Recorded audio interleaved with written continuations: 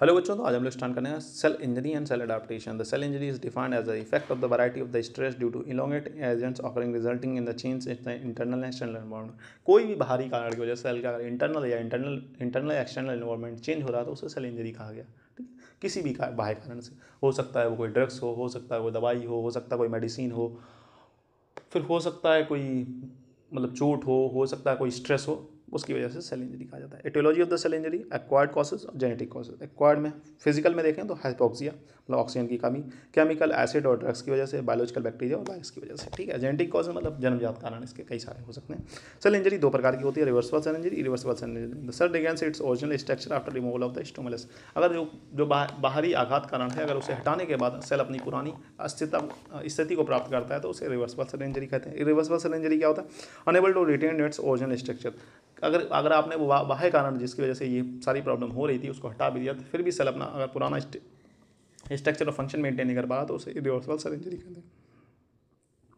तो pathogenesis of cell injury, decrease cellular ATP, failure of calcium pump, reduction in protein synthesis, accumulation of oxygen drive free radicals, defection in membranes permeability है। ठीक है, तो normal cell है, normal cell पर कोई stimulus apply हुआ तो inability to adopt, अगर उसे अडॉप्ट नहीं हुआ तो सेल इंजरी हो जाएगी।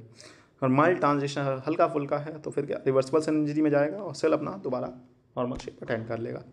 अगर वही सीवियर प्रोग्नोसिस हो गई तो इरिवर्सिबल सेल इंजरी में आएगा। रिवर्सिबल सेल इंजरी में आएगा, तीन प्रकार के होते हैं reversible cell injury: necrosis, cell death, apoptosis. तो एपोप्टोसिस, ठीक है। नेक्रोसिस में क्या हो, cell death in localised area, causes of cell death, hypoxia, chemical agent, physical agent, microbial agent, always pathological, inflammation. ठीक है, जो नेक्रोसिस होगा वो हमेशा पैथोलॉजिकल होगा।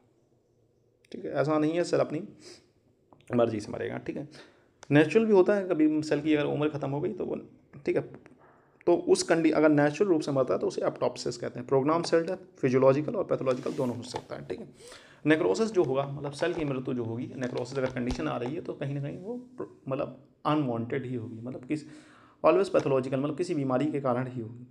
एप्टोसिस क्या होती है? प्रोग्राम सेल डेथ, मतलब सेल की ये तीन आयु निश्चित की गई, 32 दिनों बाद अगर ये सेल को मरना है तो 32 दिनों बाद वो सेल मर जाएगा, 60 दिनों बाद मरना है तो 60 दिनों बाद मर जाएगा।